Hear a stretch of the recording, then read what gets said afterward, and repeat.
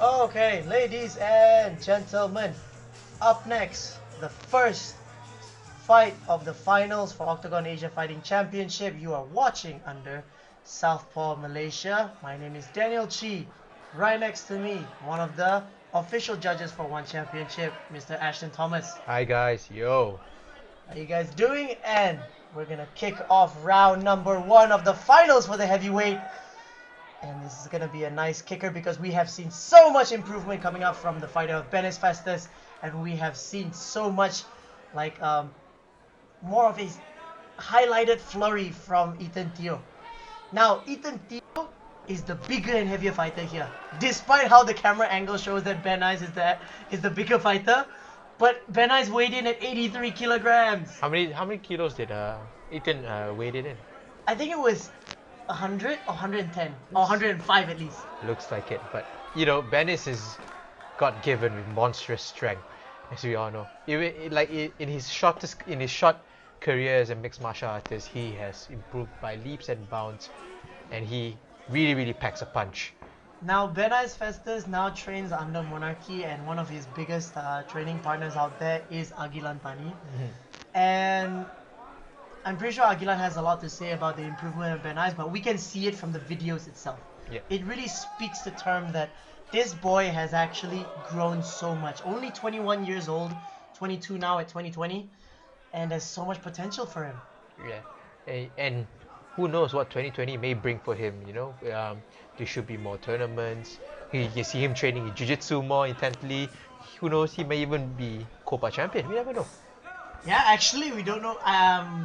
Not too sure if we're gonna go towards Copa, but I think he's quite into it. I think he's into like testing his grounds for other means to improve his skill set. He kind of take the shot over there. I think Ethan Teo understands the takedown threat from Benice, because the last fight, if you guys got to watch it, Benice took wrestling against a wrestler. Like, he out wrestled a wrestler. Well, you can say that, as I can say, Benice is tall, he's strong, blessed with God-given strength. So, he's very nimble for a heavyweight, you know.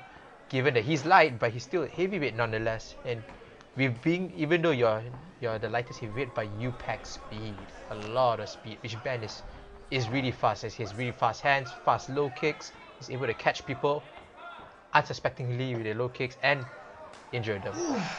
That was Tough low hard. kick. That was hard. You see that heavy leg fly away. But I'm quite surprised with this one. Like, Ethan's on the front foot, not Ben.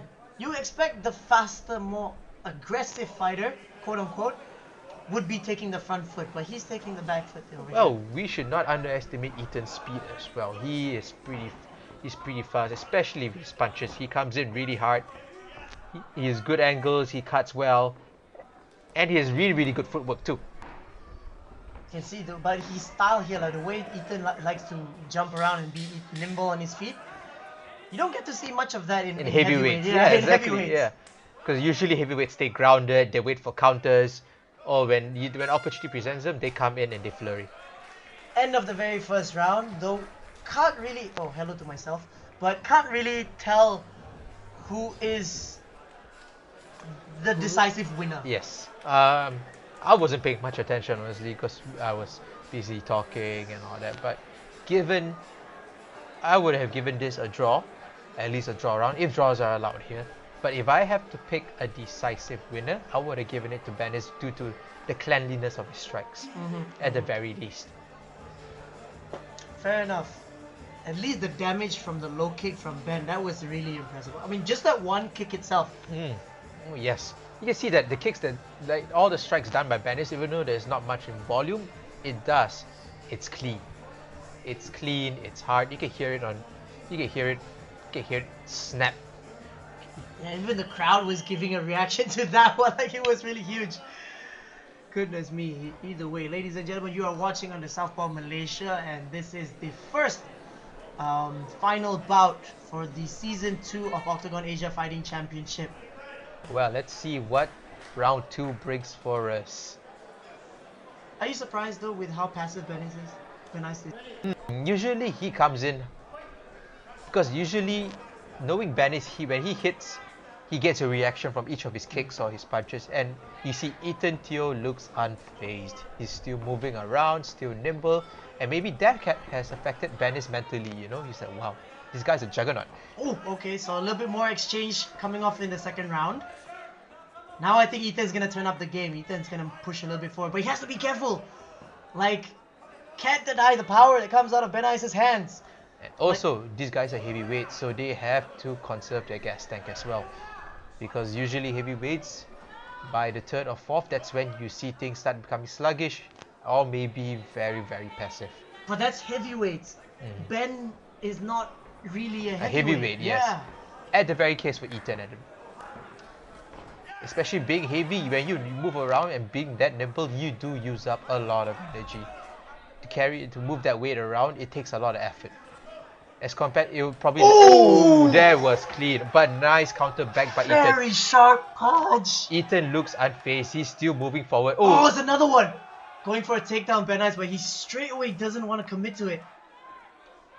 God damn, and Ethan's still standing, man. Yeah, I mean, if Ethan... Oh! Good strikes, good counters. Ethan looks unfazed again. Ethan is... He knows how to eat his shots. Ben's been really smart though. Like, even though he knows he landed big shots, but he knows he hasn't really hurt his opponent, so he's not gonna go. Oh, nice, uppercut. nice body. But the uppercut, I think, might be blocked. You see that Benice is showing a lot more respect towards Ethan this time around as compared to most of his opponents. Ooh, nice snapping cross, stiff cross right there. His boxing really improved. That one. Big shout out to Jonathan. Thank you so much for helping him out with the boxing. But yeah, Jonathan is one of the big parts of improving Benice's boxing over here. So now Ethan has to learn, you know, like him getting tagged from, especially through boxing. He tried to go for a wheel kick. What do you think about that? The wheel kick. It can hit, but you know you gotta stay close. Oh, nice hook. You see, like Ethan knows he's getting tagged in the face. He has to keep his hands up. He can't keep his hands down like what he's doing now, because that's when Benice finds that opportunity, finds that moment, and throws in at least one or two and backs away. It's a very smart game from Benice. I really enjoy the game from Benice, how he's not overcommitting. I think also because the fact that he understands it's 5 rounds. Championship fight, 5 rounds. It's not 3 rounds anymore. You have to pace yourself.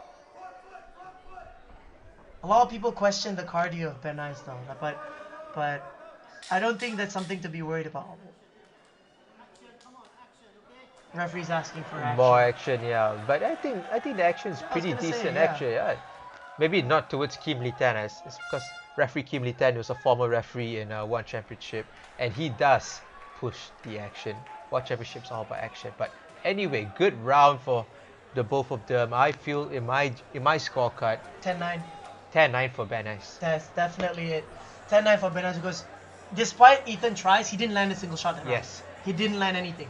He has problems trying to find his range, especially with someone as lanky and as tall as Benice. That range is really being utilized well by Benice Festus. Exactly. And that's how he gets tagged. Not because when Ethan comes in, but rather when Ethan backs away, Benice throw goes in and is able to hit. Wow. Quite an explosive second round. I think the first round they were just chilling out and trying to feel each other. Yep. But I think it could have been a mistake from Ethan. Because I think Ethan was like, alright, I'm going to go in this time, and pays the penalty of trying to be aggressive with someone much taller. For Ethan being the heavier opponent, he should start actually going for takedowns. Right. Yeah, because if Benice sprawls on Ethan, Ethan is probably able to handle his weight. However, if Ethan sprawls on Benice, nah. Yeah, that's when the weight is gonna come into action. Exactly. Anyways, ladies and gentlemen, we go towards the third round of the finals of the heavyweight bout. You can still see Ethan pushing forward. You see. Okay, Ethan's gonna get active. This time Ethan lands. Ethan's gonna go a little bit more aggressive. Nice mid kick. But Ben is not gonna allow that. Even though he's backing off, he's playing it a real smart game. Yeah, he knows, because that first flurry has ended, so okay, Benice is probably a little bit more aware, and he knows what's up. Ooh, that was a close nice call. Hit movement though, Benice Festus. He rocked that out of the way. Yep, swings his way out. No, low kick, but hand was right there to reply. Counter right, beautiful. replied just in time. Nice Oh, hook from overhand. Benice Festus. See, you see, Ethan has problems with that range. You know, when he tries to strike when Benice is trying to move out, and hence he is always falling short. Ooh, nice jab by Benice over there. Benice is very sharp, you know. Very really sharp, fast. very fast. He's able to recover his hand back to his chin really, really fast. That's the difference with good punches, you know. Good punch, you can snap it back. Because a good punch is when it acts like a whip, rather than it's just a push. Yes, exactly. I agree. And Benice his speed has improved tremendously. As you can see, his boxing. Weaves Nice, underneath. nice. Good boxing head movement from Benice Festus. But I think Ethan's starting to get desperate. Yep. Though it's not really a good time to get desperate because it's only third round. There's 5 rounds to play. Exactly. That's why he has to be desperate. You know, because in the first 2 rounds, he already lost the first 2 rounds. Oh, combination there from Ben. So Ethan has to at least catch up in the third round to have a fighting chance, you know. Because if he loses this round, Benice is going to win. And Ethan has to either submit Benice or knock him out. But again, with what you commented in the second round, why has he not gone for the shot? I don't know. I think it's just a problem of range. Benice or Ethan? Ethan. Oh, that was a nice. Ethan's- That was a left hook, beautiful left hook. Oh, because Ethan has not found the range yet. He just has not found the range. He has problems with the range. Benice keeps moving out at the right time, or he's either rocking and slipping those punches very well. See, like that, exactly like that. Plenty more significant strikes landed for Benice, but Ethan's the bigger aggressor here. Now, you as a judge, significant strikes over aggression or the other way around? Significant strikes over aggression any day, because that is what is finishing your fight, not being aggressive. And you can see that Ethan is being ineffective with his aggression. He tries, but it's not that. That was one hook. That was beautiful. But you can see Benice comes back. Every time Ethan comes in, Benice comes back. You know, a lot of people talk about the cons about fighting backpedaling, you know? But Benice is really doing that very well. Yeah. People say that backpedaling is running away, but no one wants to stand and get hit. That is not a smart way to do things, you know. You're always trying to avoid getting injured, and so you can come back. And you can see every time Benice backpedals, he comes back and replies.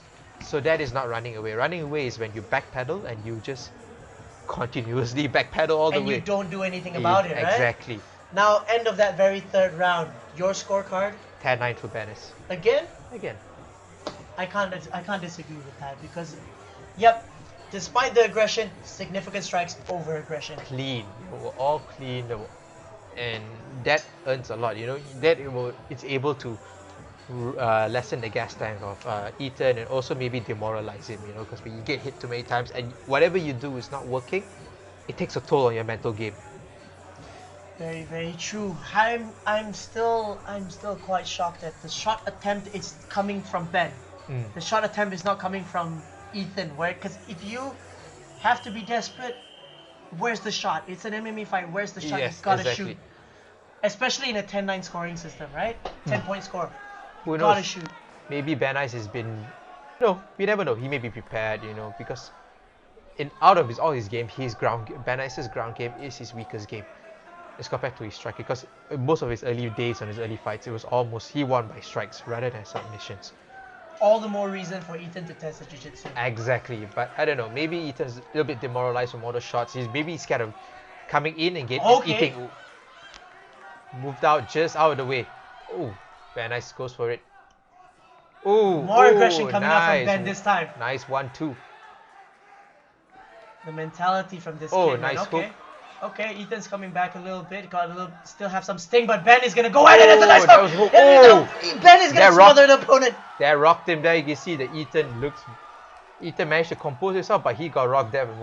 He covered up, and that means he definitely got injured in that. For sure. Oh, but that's a weak attempt for. Nice uppercut, beautiful by Benice. A weak attempt at a heel kick over there, but Ben is doing very well in the fourth round. Oh, again with nice that left hook. hook. 2-3 left hooks, and now he's pouring it on. Ben was going for a shot for some reason.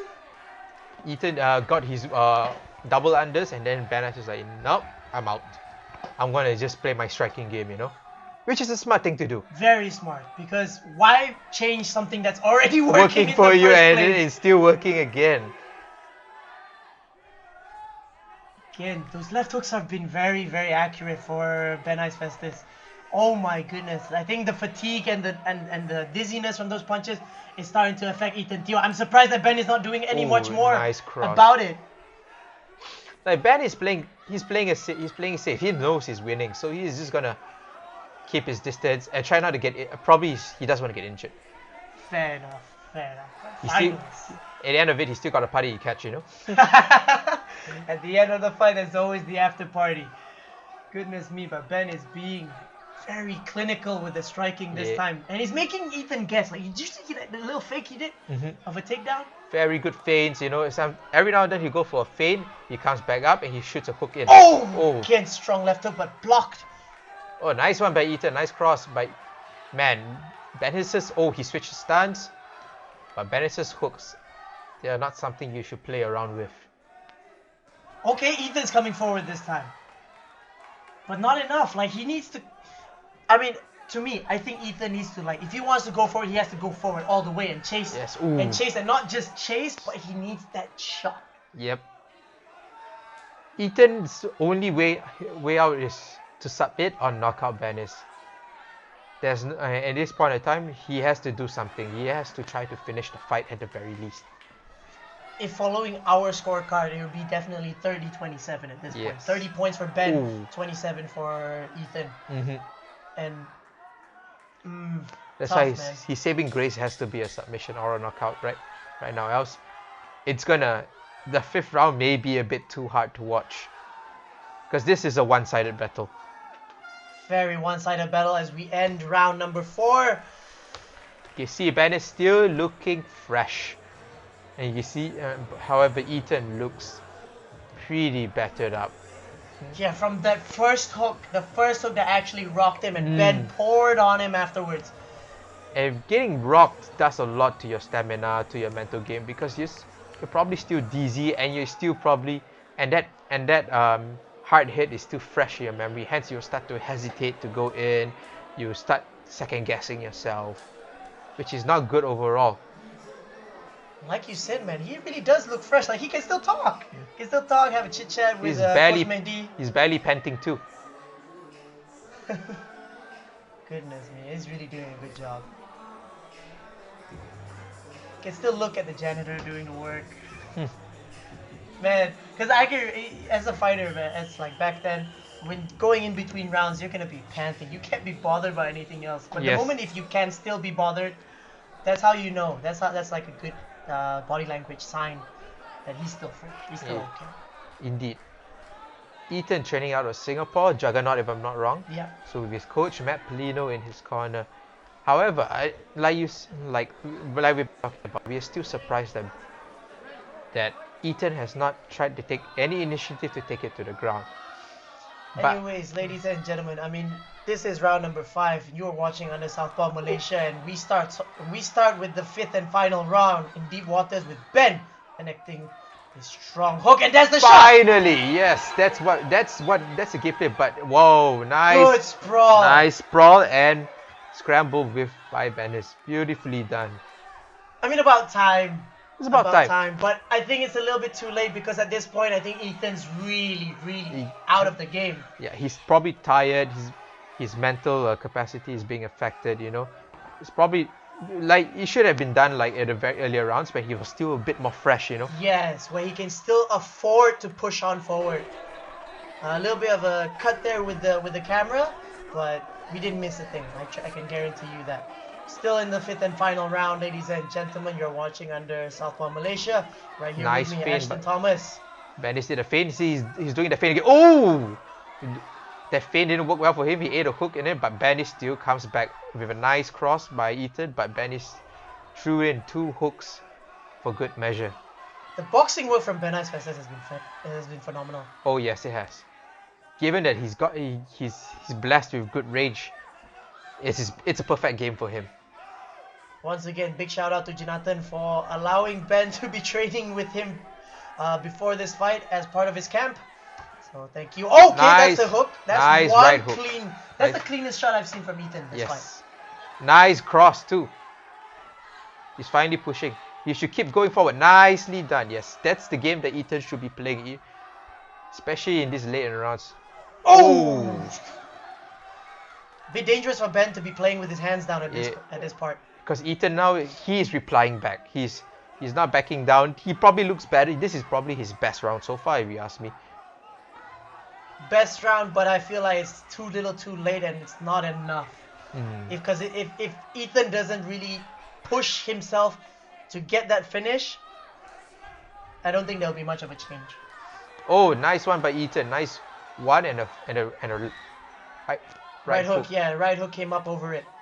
Ethan is the southpaw fighter, so that one is actually a cross. Again with that left hook. The left hooks of Benice have been very accurate and been working really well. But I think at this point, that was very weak from Ethan to even it's hard to do all these spinning kicks against a guy who's taller, especially when you're too far away. Even that shot that Ethan did was way too far away. You have to get in really, really close and up and personal with Benice for that shot to happen because... And there we have it. Benice already celebrating his win. Yeah, he knows. That was very John Jones-like kind of thing, you know, to celebrate before the bell even rang. But goddamn, man. Quite impressed with the performance of Benice Festus. No doubt that he was going to win that one. And now we turn to the judges' decision and an official announcement by the referee Kim Lee Tan. But I gotta add the fact that the shot at the final 10 seconds was too little too late. Indeed. Climbs on top of the cage. Benice Festus is really gonna go for the celebration. He's a real showman, is he? He enjoys it. I had to tell him not to he told me he didn't want to celebrate much for his previous two fights, but he was going to celebrate for this one. It's the last one. Nice to see our president of Malaysian MMA Association, Mr. Rashid Saleh, to present the awards.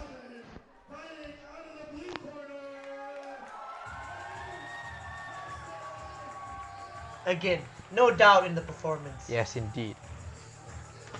Anything you want to add before we close? Nope. All I can say is very good range management by Benice, able to control the pace of the fight with superior boxing. He played all his game plans well. He used his body mechanics. He did it well. You know, playing range, using those counter striking in boxing and replying back. Overall good job by Benice. Anyway, ladies and gentlemen, you are watching Under Southpaw Malaysia. This is only 1 out of 3 final fights from Octagon Asia Fighting Championship. And to sign off for this particular bout, my name is Danial Chee. We've been your commentator. Right here with me is Eshton Thomas. Thank you very much. Have a good night.